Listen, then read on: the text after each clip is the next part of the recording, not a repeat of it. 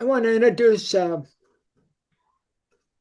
Jean Gant Delastrada, who's going to lead us forward into and getting into the MYPF young folks. And Jean, you want to take it over? Yes, I'm just coming back from my break. Oh, okay.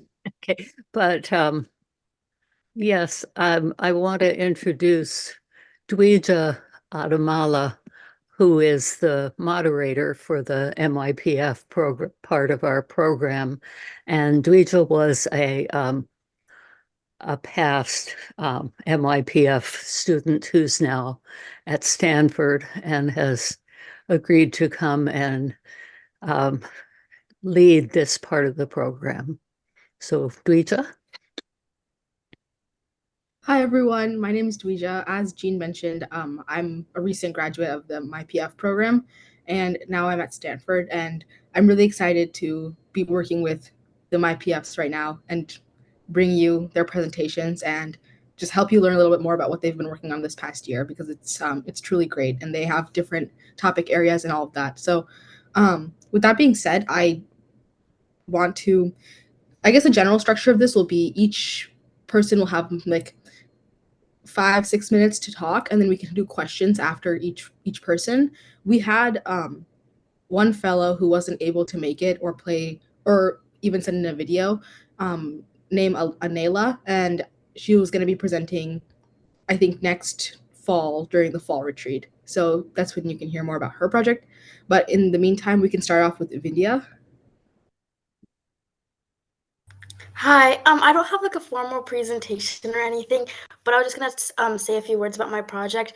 So something I've always been passionate about is like racial equity, and I was able to work with racial equity at my school through like some of the clubs I'm in, and being on the school's equity club and being in our school's stand club, which is students together advocating for nonviolence and diversity. And so basically, what these clubs did was they taught me the importance of racial equity and giving students a voice where they didn't have a voice before. And this inspired me to develop my Micro's Peace Fellowship project, which focused on racial equity in the realm of science, because science was another one of my big passions. And through that, I was able to implement like a group that focused on, it was just a group of students at my school originally from these clubs, and we all just focused on meeting with different people and forming connections in order to um, have racial equity in the realm of science, but especially geared towards younger students, because I always felt like I wish I had a place when I was younger to get involved in science. And so I realized that having these opportunities for younger students was the best way to go. And so, yeah, that's like a kind of a summary of my project. Please let me know if you have any questions.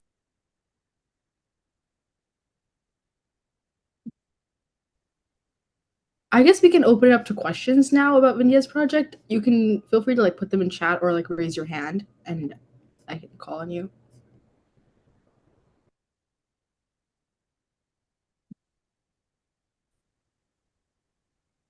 Yeah, Mary Lou.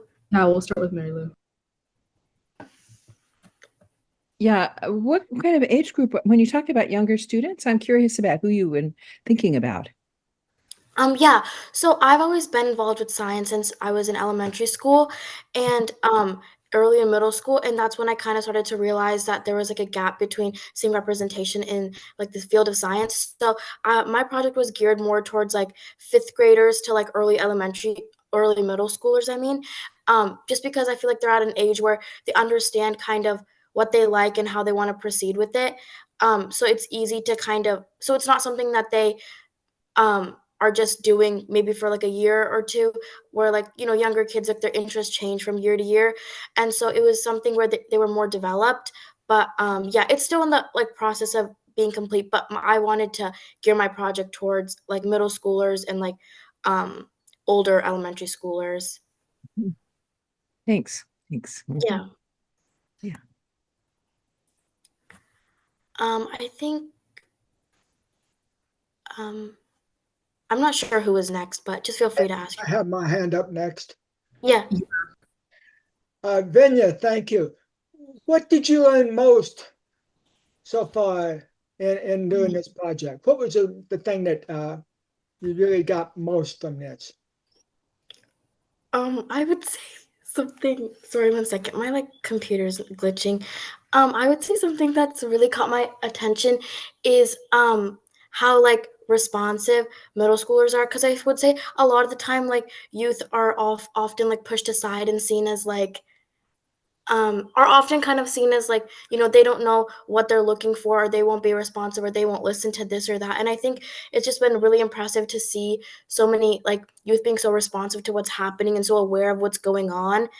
I would just say it's definitely different from like originally, like even when like I work with like the Legislative Youth Advisory Council for Washington State, and a lot of like the stuff we hear from some people or some legislators is that, that youth can't really make a difference. And it was like really powerful to see that students at such a young age were able to carry out stuff and show such a passion for wanting to create change, because they're often like pushed aside or not thought about. And I would just say that's been like really impressive.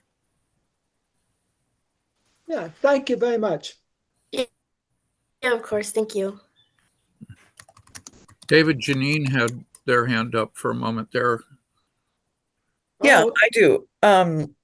Vindhya, this is a wonderful idea, getting science into the elementary school earlier. And I wondered if you had any ideas about kinds of ways you think that kids would respond best to science. My kids both went to an elementary public school here in Olympia that had a kind of a science teacher that was also the music teacher. And his room was just like a mad scientist room. And it was filled with every kind of gadget and model and, like everything that you can imagine. And they raised ducks, and they had a greenhouse so they could do botany with plants. And it was a wonderful, I think, hands-on science education.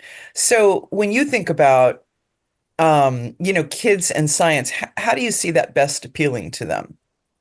I would definitely say for me personally, science has always been something that has to be very physical. I would say, like, even in school right now, it's easy to just, like, as a high school, it's easy to just sit down and watch teachers, like, say lesson plans or do stuff. But I would say, like, especially for younger kids, having like a physical kind of implementation of science or seeing how things work, it has been like the most beneficial for me and like other students around me.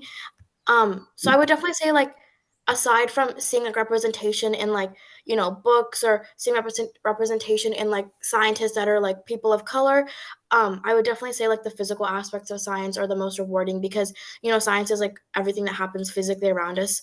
And so seeing that being like implemented, I would say is a lot more beneficial, especially for younger students, instead of just hearing like, just like a science lesson plan about like, whatever it may be. Like, instead of just like hearing words, I think seeing like the physical aspect is like has been like the best for me. And I think that's like the best way for children to obviously, like, different people have different ways of learning, but I think when it comes to science, like a physical aspect is just like really vital. Was there any particular thing that got you interested in science at a young age? Do you remember any Yeah, experience? like when I was younger, just all my friends, we would all work on science fairs together, just for fun, just to kind of, spend time together. And then I was able to kind of see like the importance of science. And I started, as I got older, I started just getting more and more involved in science. And like I now do research at universities in different states. And I would definitely say it's just been like really rewarding, because I originally just joined for like to spend time with my friends, but was able to like see like my curiosity like drive me through the rest of it. And I think that's been like really rewarding, because a lot of the times science, or like a lot of the times we, especially as like growing up as like kids too, like just in the school system, people are always telling you like the rules that you have. But like for me, science was like an outlet where there's not really rules, because like, you never really can like predict what's gonna happen.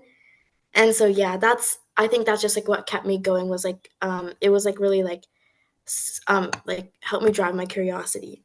That's wonderful. Thank you. Yeah, thank you. Um, I think Janice is next. And then after this question, I think we're going to move on to the next presenter, Justin. So just wanted to let everyone know. So, Vindhya, this is Janice and Bruce Prudham, and I'm wondering, you term, you use the term racial equity, not racial equality. And I'm wondering if there is a meaning for you in that change of phrase or in choosing that word. And then I'm curious, how has your project, do you have any metrics, any ways that you can say this project has helped to increase racial equity by doing X? How have you measured the progress that you've made in achieving the goal of increasing racial equity in science? Sorry, one second. My computer. Do you mind if I type this answer into the? I'm not sure. Like my computer keeps glitching in and out, and I'm not sure if I Oh, can't then, really. yeah, if you're having technical problems, let's go ahead. We can Yeah, pass on the I'll question I'll be happy and to. you Yeah, can type it in the chat and we'll go ahead and move on to yeah. Justin's I think that presentation. works, especially because we have other speakers as well. Sure. Good Okay, idea, thank you so Vindy. much for your question. Yeah, I'll get it in the chat. Okay, sounds good. Thank you for your presentation, Vinya. I think we're gonna move on to Justin Yang now, whose presentation's focused on like climate equity and things relating to climate change. Justin? Hi. Hello. I have a short presentation for what I have done as part of WADE. All right. So, what is WADE? WADE is essentially a subcommittee of ILHS, or Innovation Lab High School's Climate Action Club, which stands for Washington Declaring the Climate Emergency. Our work on this project started in November 2022. We made the resolution and a rough draft of the proposal in March 2023, and we made the official proposal in May. And since then, we've been gathering endorsements and have met with 2 legislators. So what did we do? Early on, we created a resolution and a proposal. The proposal which was based on the Climate Emergency Declaration of Hawaii. We communicated and worked with different activist organizations and communities to talk and also get endorsements and I guess advertisement for it. Then we contacted and met with legislators at our school, and those who represented our specific districts as well. And finally, because the movement was not passed this year, we have worked towards making sure to build foundation for future years. So endorsements. Endorsement for WADE means that this organization fully supports the declaration of a climate emergency and the possible actions that may follow. We have been endorsed by several community activist organizations related to climate change, including Whale Scout, Protectors of the Salish Sea, Friends of North Creek Forest, and Snow King Watershed Council, as well as some school organizations like the Eagle No More Earth Corps, North Shore Council PTSA, and the Innovation Lab High School, ASB. We met with 2 legislators, that being Larry Springer and Davina Durr, which were some of our students' representatives in the House of Representatives. We talked about the organization, the plan for declaring a climate emergency, and were informed that unfortunately they can't start working on passing it this legislative session because it was a shorter one and they had other housing and climate related bills they needed to work on.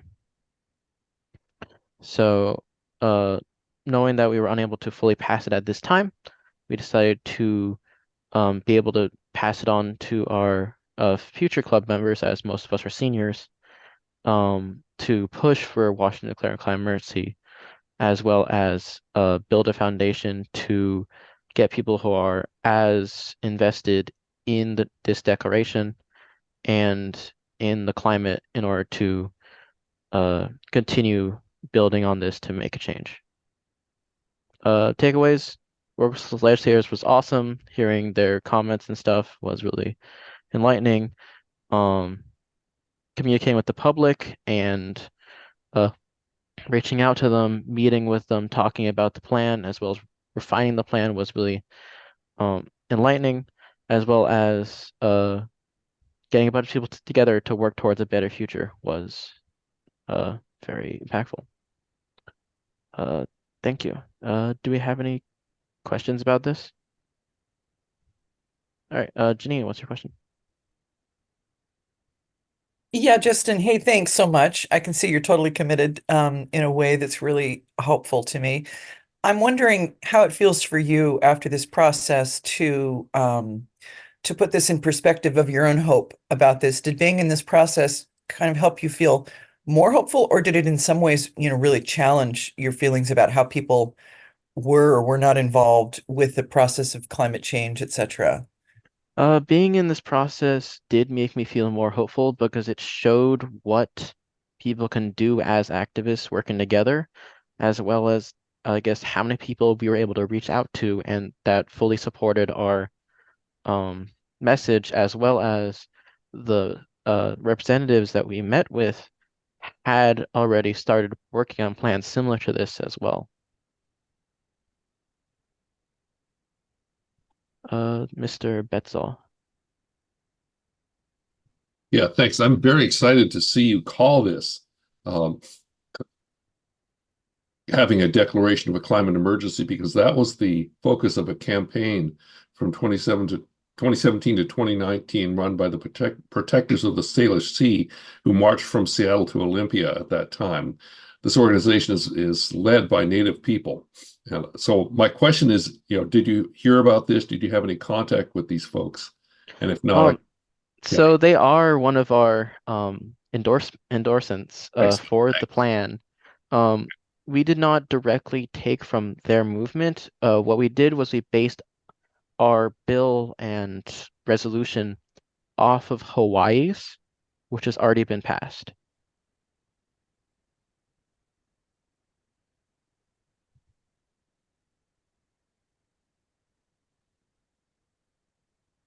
All right. Yeah. Any last questions for Justin? Oh, Janice and Bruce. Justin, you mentioned that most of the group that you've been working with at your school are seniors. And one of the things, of course, that's difficult with student organizing is you're dealing with a population that is in constant flux and constant movement. But this is a problem for movement activists all the time, which is succession planning.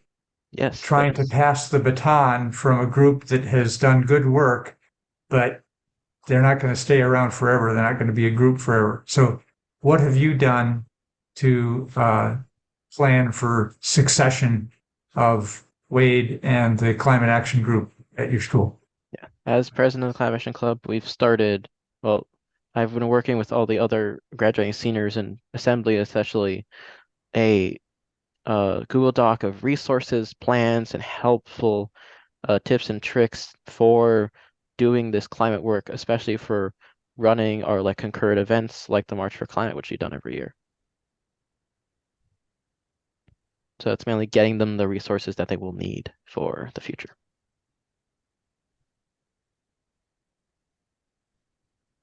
We can go on to Catherine.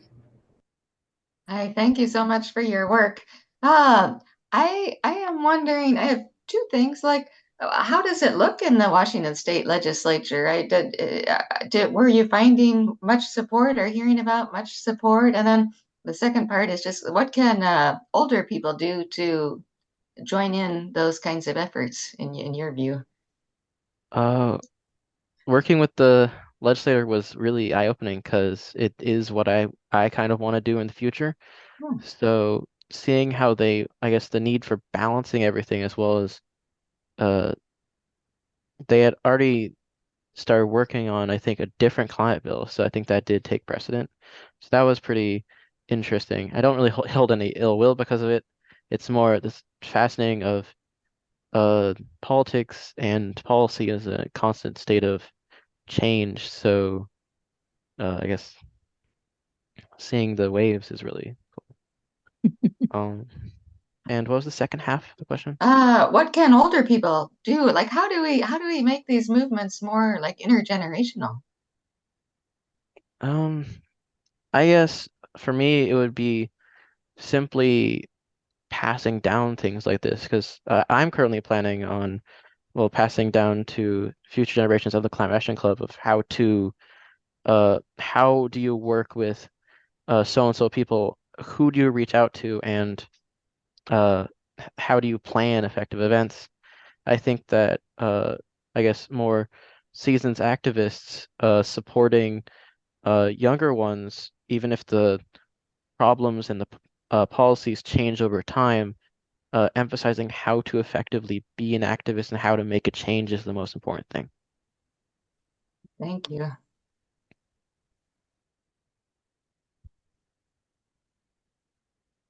We can move on to Mary Lou and then go on to the next presentation. Thanks, Justin. I'm wondering about when you were talking to both other students or other people about this, what's the best argument that you found that worked, or what did you put forward as a way to help people see the importance of this, and what's work best? So what we used was mostly current events. Like a lot of people have seen it, but specifically the events of like the large forest fires, the choking smoke, and the heat bubble were really obvious indicators that a climate emergency is occurring. So we were able to build off of that. It's like, this is something visible that everyone here has seen. And here is a movement we're trying to do to give our legislators more resources to fix it.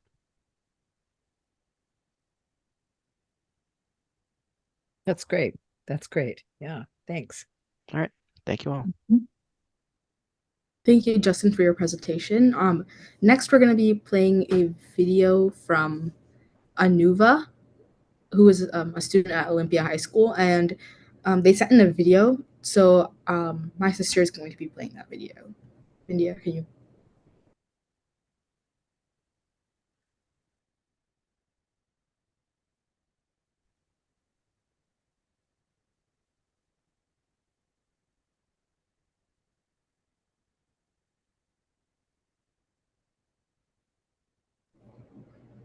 Give us like 1 minute. I feel like she might be having technical difficulties.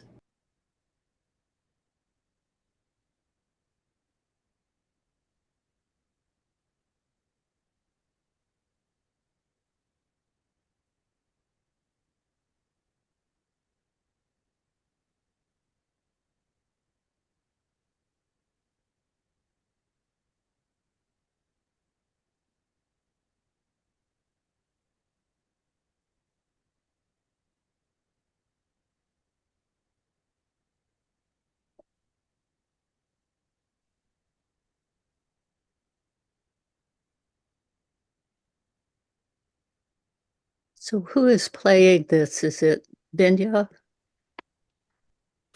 I thought it wouldn't be me. Actually, I just got confirmation from Jonathan that he has access to the video, so we're going to be playing it through him. The project I decided to take on for the Mike Ayers Peace Fellowship is on raising awareness of eating disorders in South Asians. I've always been very involved with my community, and cultural activities are a large part of my life. So that is partly what prompted me to do this type of work, as well as my own experience with anorexia. And my hope is to create a medium, likely a website, where South Asians from across the world are able to express what they've gone through without fear of being invalidated or judged, because culture plays a much larger part than most may realize in obtaining treatment. Different cultures have a much different perspective on what is deemed to be an illness, and there isn't as large a focus on mental health in countries of this region due to the raging poverty and physical diseases that have taken it by storm. So that is why I think this space is so necessary, to provide a sense of safety and recognize those who don't believe they deserve to be. I have already done a bit of work on this topic, such as having given a TED Talk about eating disorders in marginalized communities, and having connected with many professionals to better understand this type of disorder before completely dedicating myself to making this idea a reality. It is more of a long-term project that cannot be just accomplished in a year, and I see myself continuing with it for as long as possible. On a side note, it has also sparked for me a genuine interest in the medical field in investigating the impact of culture on the presentation of mental illnesses overall. This project marks a starting point in that direction, which of course isn't linear, but I think will always include this work specifically. If there are any questions or ideas, comments to add, feel free to reach out to me by email, which is spelled ANOOVASATTAR@gmail.com. Thank you.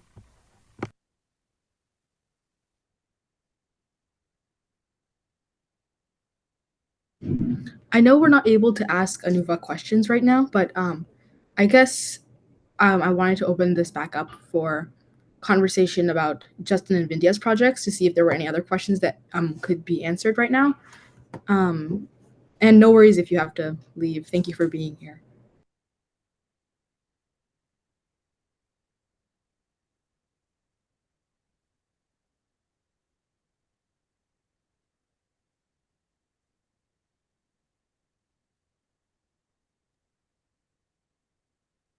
Yeah, Bruce and Janice. This would be a question for both Svinja and for Justin.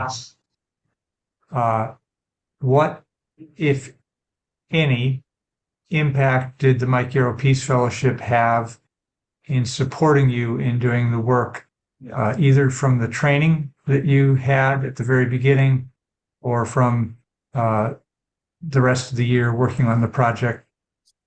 What impact did involvement with MYPF have in supporting you in your work?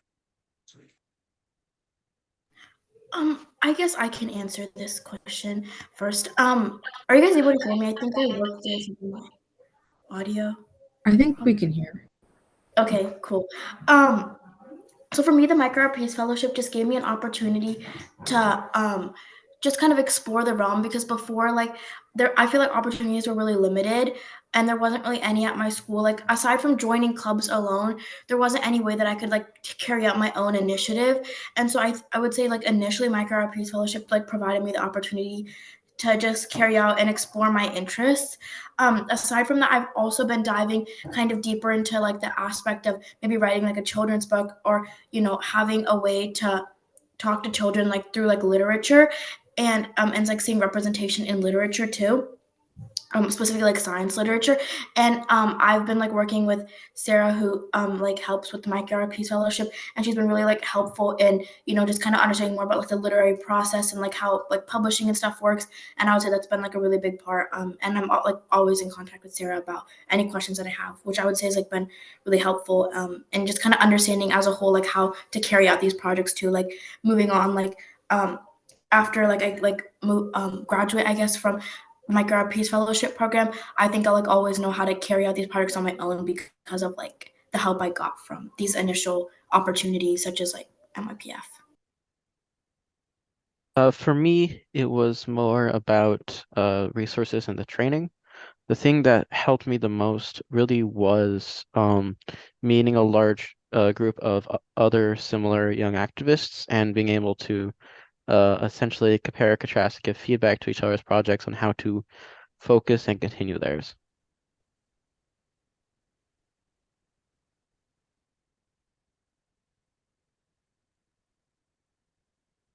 Thank you both for your responses. Any other questions? I know the program kind of is shorter just because of last minute changes in attendance and whatnot.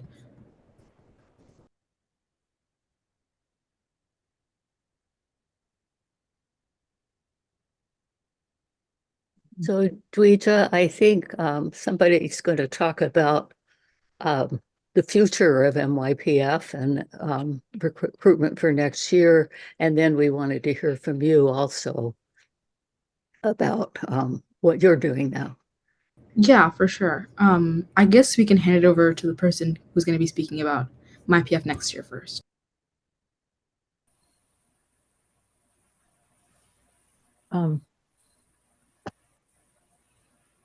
Okay, good morning.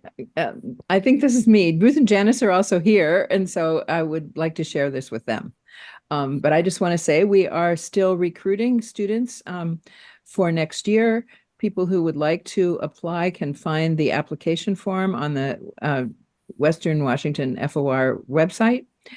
We already have some applicants that we're getting ready to interview. And we asked the students who would like to participate to give us some idea of what sort of a project they would like to do. So if you happen to know somebody who might be interested, you might want to talk to them a little bit about what they have in mind and kind of help them pull something together around that. We tell them they can change their minds later, but it helps us as we're talking with them to have a sense of what's on their minds and what can really work for them. So we are excited to welcome a new group to be coming in. The deadline for the applications is June 10th, and we will be having our nonviolence training with that group in July. And I would like to ask Bruce and Janice, would you like to add something? I'll say one more thing. Just thank you so much for the Fellowship of Reconciliation for supporting this program, because I know it takes a lot of support from lots of people to make it happen, and it has been really important to the students that we've worked with. Yes, indeed. Thank you.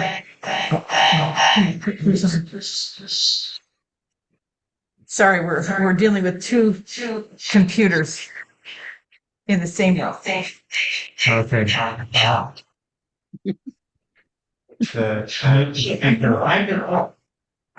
doing it first. Okay. Every time.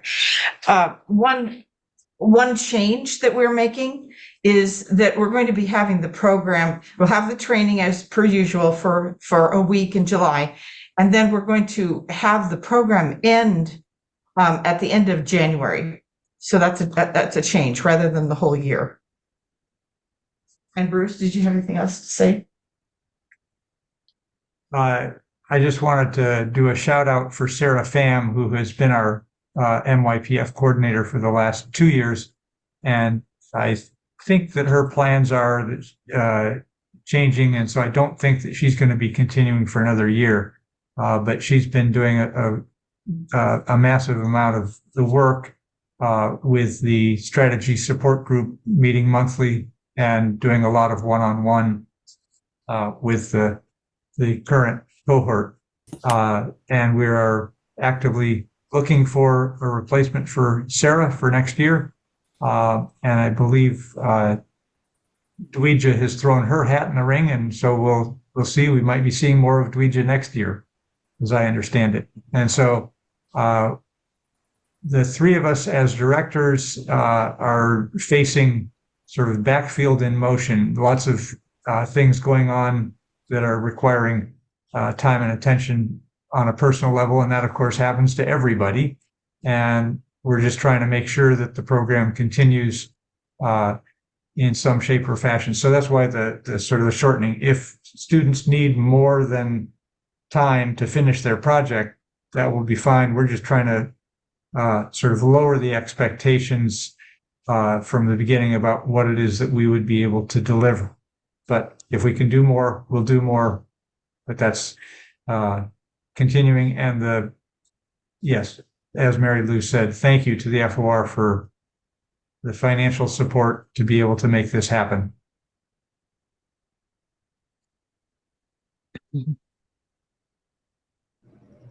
Thank you guys for speaking a little bit more about the program and how it's going to be run next year. I still think, even if it's short, I still think people will be able to take away impactful things from it. So that's just good overall, like retaining the identity portion. In terms of like what I've been doing here at Stanford, I'm pretty involved in like research, and I'm a CS major, and so I'm planning on using computer science to decrease like equities on like a systems level. So I think that's really interesting, and I also think it's nice how I have flexibility in terms of like actually declaring my major until like the end of next year, and so like I have time to like take other classes and explore like different avenues. And I'm also engaged in like community engaged research, specifically focused on helping decrease the levels of postpartum hemorrhage in communities of color. And so that's been something that's really interesting and kind of connects to the trainings that I've been given through the MyPF's Peace Fellow program, just understanding community-based like research and engaging with communities of color specifically. And I think also there's the perspectives that I've gained from the program and willingness to try new things and like be involved with communities is really important and to keep an open mind. And I think that's just been helpful through going through all these new experiences, like coming to college and whatnot. So yeah.